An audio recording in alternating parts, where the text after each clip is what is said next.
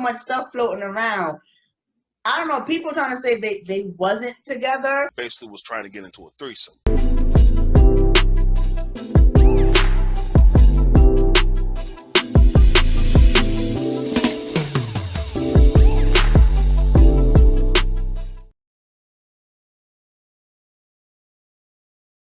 What's going on, ladies and gentlemen? Welcome to another exciting episode of K and Manny.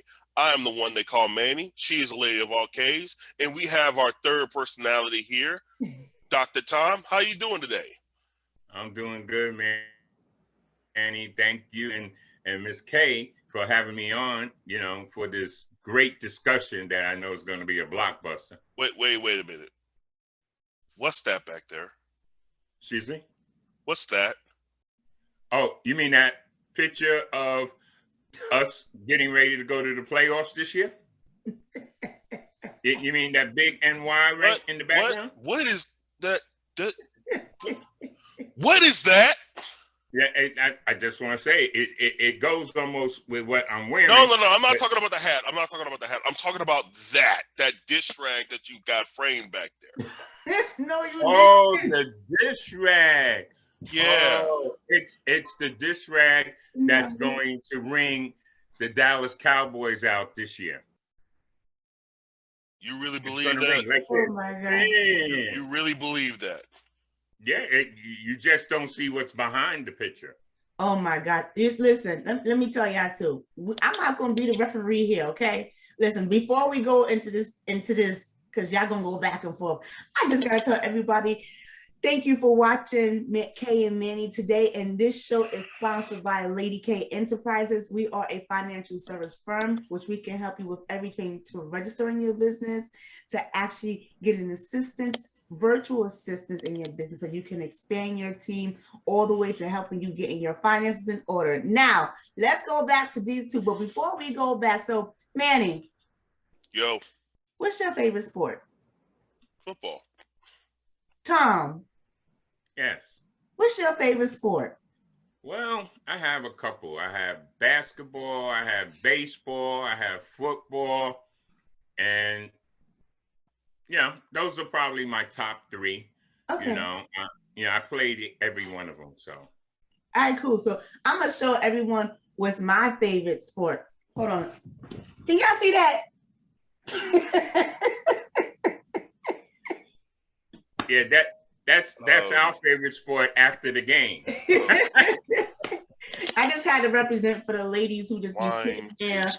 Yeah, I just got the ladies that be sitting there with guys like you guys. Y'all be arguing back and forth. And we be like, we don't have time for this because we're going to sip and drink the wine while we watch y'all argue. No, nobody has time for that. No, wait. There are some ladies that do watch sports. I mean, I said I'm representing for the ladies who don't. You didn't hear me clearly. Yeah. I wouldn't say we argue. I say we have great discussions. Yeah. Right. We talking have great about discussions. Great discussions. Manny, what are we talking about today? Okay, so we're going to talk about a rule that was established back in 2003 that we'll say a few follow and other ones try to find ways to go around that rule. It's called the Rooney Rule. And Dr. Tom, you're familiar with the Rooney Rule, right? Well, yes and no. Okay. Lady K, you're familiar with the never mind. So why you diss me to the public like that? We supposed to, Well, you said that the wine tasting is your favorite sport, and I don't know the Rooney Rule applies to wine tasting, but that don't mean I'm not educated. But go ahead and educate me. Okay. What's the Rooney Rule? Okay, so basically the Rooney Rule is a rule that was established in the National Football League, or the NFL for short. It's a policy that requires league teams to interview ethnic minority candidates for head coaching and senior football operation jobs. Now, recently, it upgraded to not only minorities, but women as well. Okay? So basically, to kind of give you a backstory of this one, it was created after a former owner of the Pittsburgh Steelers, who we both don't like, Dan Rooney. Okay, so it was created in reaction of the 2002 firings of head coaches Tony Dungy, who used to coach for Tampa Bay, and Dennis Green, who used to coach for Minnesota Vikings. Yeah. And they both had winning records. Okay? They both had winning records, but they got fired still. So, in conjunction to that, obviously that's a black eye to the NFL, amongst other things. And next thing we know, they created this rule to kind of create an even playing field. Now, let's call it what it is. The only time, or one of the few times, that the NFL had minority coaches were Tom Flores, who used to coach for the Raiders, Art Shell, who also coached for the Raiders, Dennis Green, who coached for Minnesota, and I think Arizona Cardinals at one point. I'm not sure. Ray Rhodes, Tony Dungy, who used to coach for the Bucks and for the Colts, Herman Edwards, and Marvin Lewis. I'm missing one. I can't think of his name right now.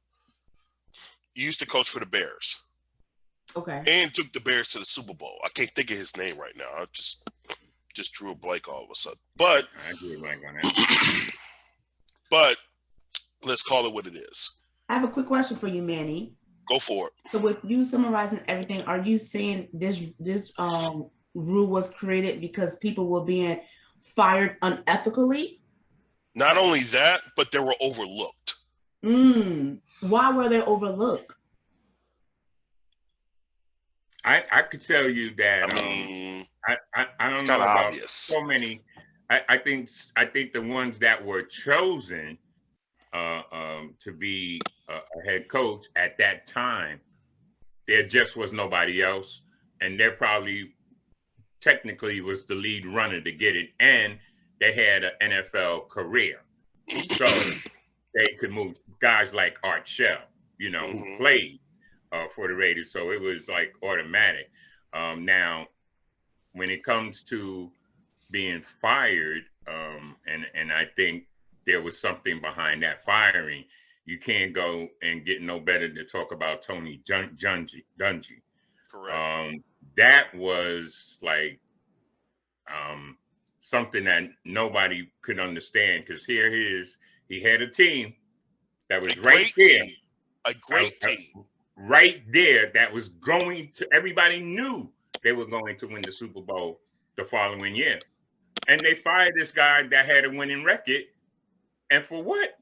It didn't even make any sense. So right there, you say that was a form of discrimination, or they didn't want him to get the limelight that was about to happen at Tampa Bay. Unfortunately, he had to go to another team to get that limelight. Okay? But it was definitely clear. That not only happened in football, but it happened in basketball too, with Mark Jackson of Golden State, who also had a team that was ready to go for the championship, and they pulled the rug from underneath him. Should not have happened. How do you have a winning record, and that team is ready to win the NBA championship, or the NFL championship, or a Major League Baseball championship, and you fire them? And that's what happened to these guys. And it was unfair. It was unjust. And each and every one of those guys downplayed it when they were interviewed about that.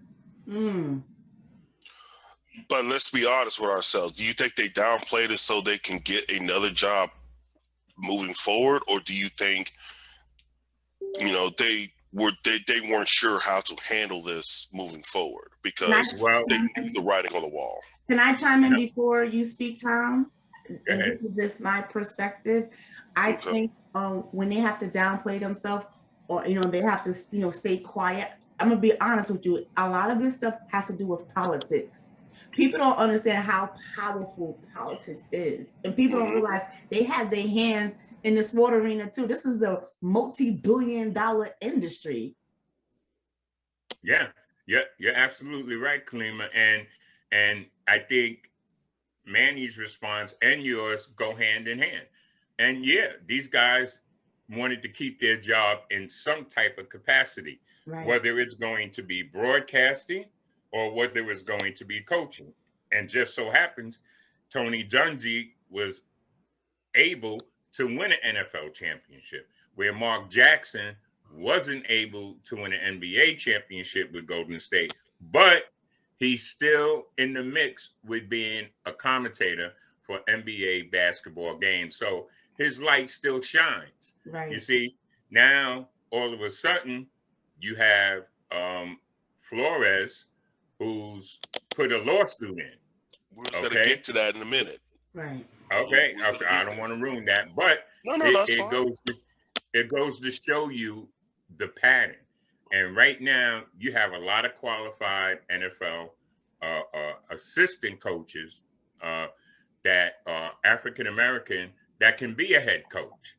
You see, the thing is, when you get blackballed or blackmailed, like Kaepernick, nobody's going to touch you.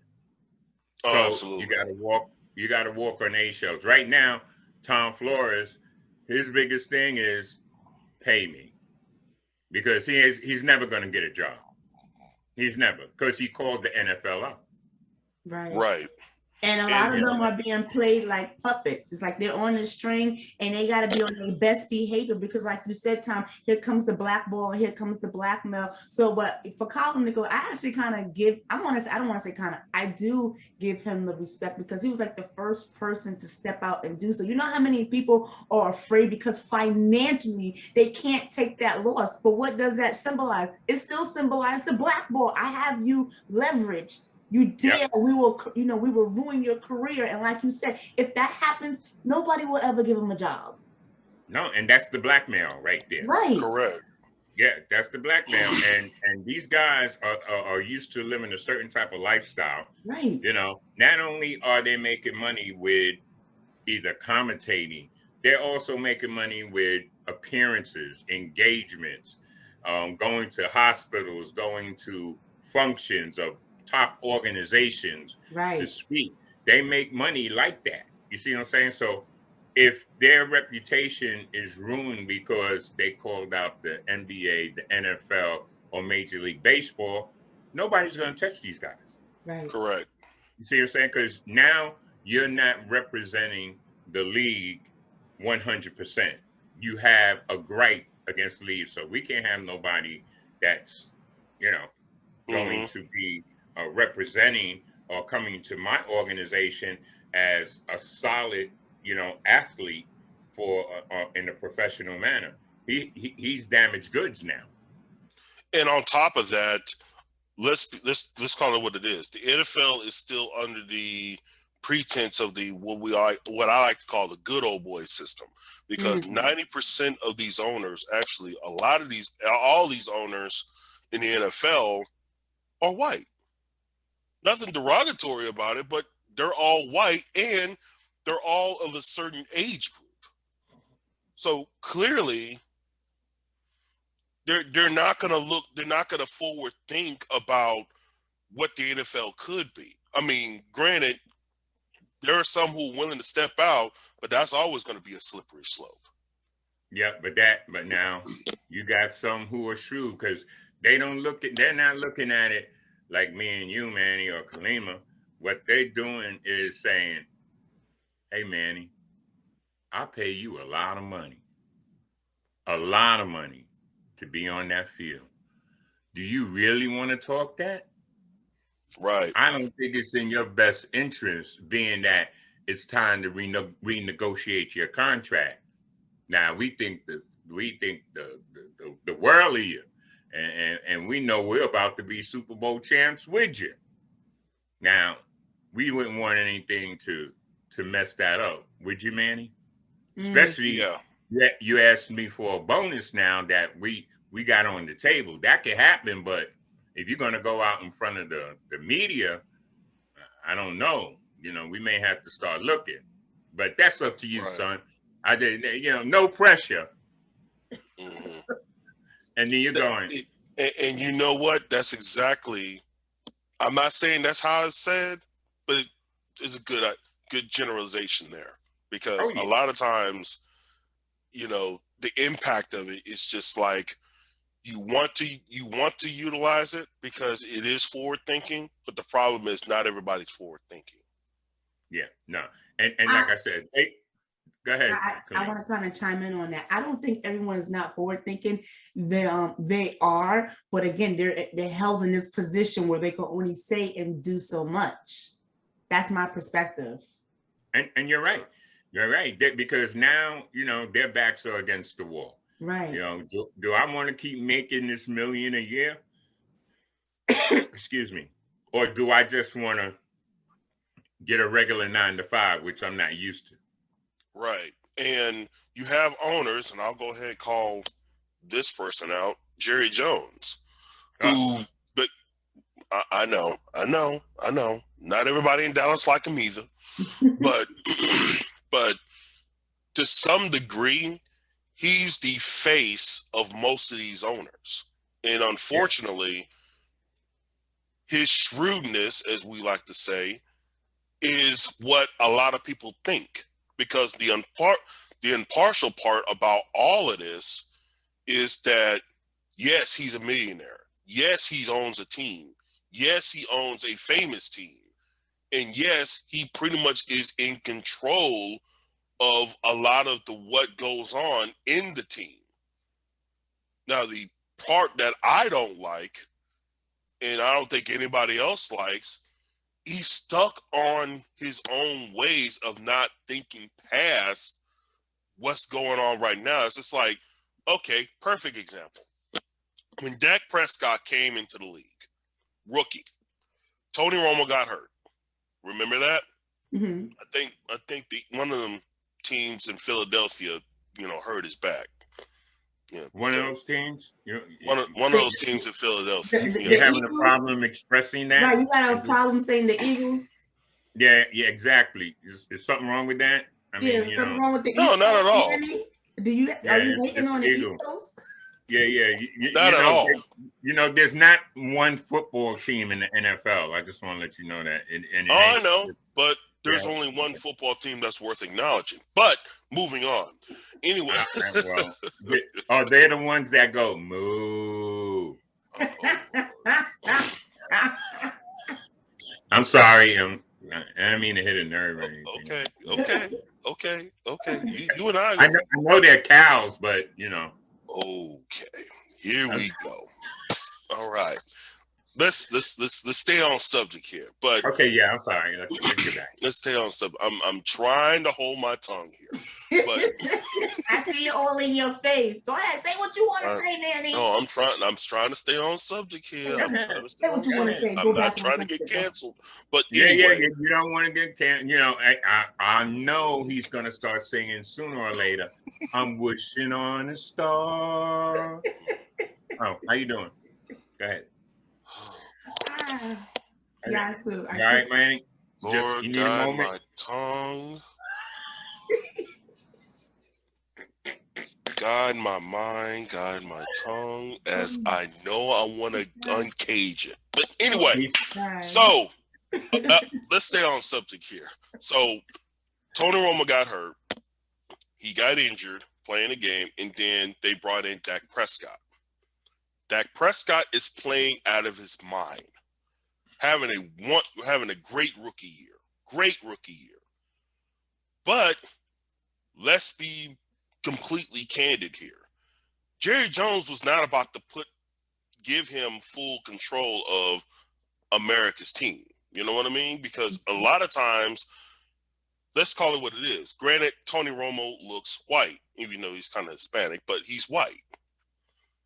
He looks the part. Dak Prescott doesn't. He's from Halton, Louisiana. Shout out to y'all in the boot. But it was kind of obvious that Dak Prescott they were testing him constantly when they just gave the keys to Tony Romo just like that. Mm. But then again, you're constantly saying, well, Jerry, don't you want to win? We can win with this guy. You know what I'm saying? What's your problem? We can win with this guy. I mean, what's the what's the problem here? You know what I'm saying? Well, So it's just you like, know what the problem is, and oh, I know, I yeah, know. I mean, well, everybody should know dancing around because see, the quarterback position is a very, very important position. Why? Absolutely. He's the guy that runs the team. He makes the calls for Right. each and every play. He gives direction and instruction. So who's ever behind that center, he is in charge. That's a very, important, very important position. And Hmm. if it depends of the color of the quarterback. Back Hmm. when who was it? Warren Moon, and he was breaking all these records. And to show you the kind of caliber that gentleman was, he was interviewed, and they said, "You're the first black quarterback, that has reached this plateau. How do you feel about that?" Now, see, his head was someplace else because his response was, "Why I got to be a black quarterback? How come I just can't be a quarterback?" Right. You see? So this is where, America has, how can I say, shaped everything to whereas they want to give you a little bit, but they really don't want to give you everything. We may never see a black president again, Hmm. you know. We may never see that again. If it does, wow, lightning strike twice in the same place, especially the White House. Hmm. I don't know. We were lucky to get a sister in there. You know what I mean? And Right. we may never see that again.